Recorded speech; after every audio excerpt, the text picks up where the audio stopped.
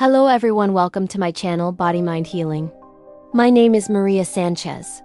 I'm a holistic health consultant, a family nurse practitioner, a psychiatric mental health nurse practitioner, and a doctor of nursing practice. The case for today is the ego as a threshold. The ego is not an enemy we must defeat, but a necessary structure within the human experience.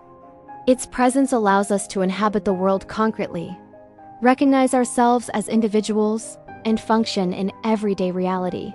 Through the ego, we can say, I, establish boundaries, make decisions, protect ourselves, learn, and build a provisional identity through which we move through life. In that sense, the ego fulfills a sacred function. It makes possible the experience of individuality within the vast mystery of existence. Without the ego, human life would be difficult to sustain. There would be no clear point of reference from which to relate to others, assume responsibilities, or develop a personal story. The ego acts as an interface between the soul and the world, between the invisible and the visible, between our deeper essence and the concrete reality we must walk through. It helps us organize ourselves, differentiate ourselves, and mature. Even the great spiritual questions often arise through this structure that seeks to understand its origin, its purpose, and its destiny. The problem does not come from the existence of the ego, but from absolute identification with it. When the ego forgets that it is an instrument and begins to believe it owns the truth, it starts to harden. It clings to names, roles, wounds, achievements, opinions, and narratives that give it a sense of security. Then the illusion of separation is born.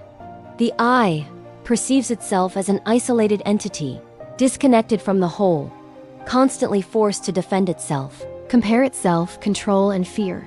In that state, the ego no longer serves the being. It begins to confine it. That prison does not always appear as arrogance. Sometimes it takes subtler forms: the need for approval, the fear of rejection, identification with suffering, attachment to old stories, or resistance to anything that threatens the image we have built of ourselves. The ego fears disappearing because it confuses transcendence with annihilation.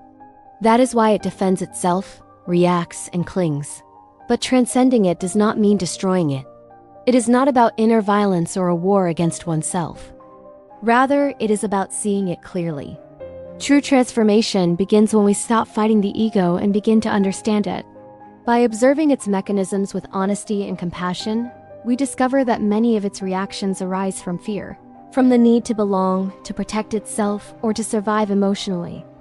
Then it ceases to be a tyrant and reveals itself as an immature part that needs to be illuminated by consciousness. The spiritual path does not consist of denying the personality, but of placing it in its proper dimension. Necessary, but not absolute. When it aligns with spirit, the ego becomes transparent. It no longer interferes as much, no longer imposes as much, no longer demands to dominate the experience.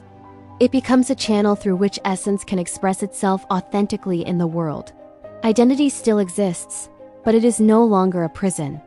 The I is no longer lived as separation, but as a particular form through which life manifests itself. At that point, the ego stops being an obstacle and becomes a teacher. It shows us where we are attached, where we seek control, where we still confuse appearance with truth. And precisely for that reason, it can lead us to the threshold of being. Its highest function may not be to assert itself forever, but to bring us to the moment when we recognize that we are vaster than any personal story. Then the ego is sublimated. It no longer dominates consciousness, but serves it. This entire process is profoundly sacred. Sacred is the ego in its initial stage, when it builds the necessary individuality. Sacred too is its crisis, when its limits become evident. And sacred is its transmutation, when it ceases to be the center and becomes an instrument. Nothing has been a mistake. Everything has been part of the journey. Properly understood, the ego does not distance us from truth, it leads us toward it. And by transcending it without rejecting it, we discover that our essence was never at war with anything, but simply waiting to be remembered. If you'd like to explore the topics I discuss on my channel, you can find more information in my book, Through the Storm, by Maria P. Dodd, DNP, available on Amazon. If you enjoyed the video, please like it, comment, share, and subscribe to the channel. Until next time.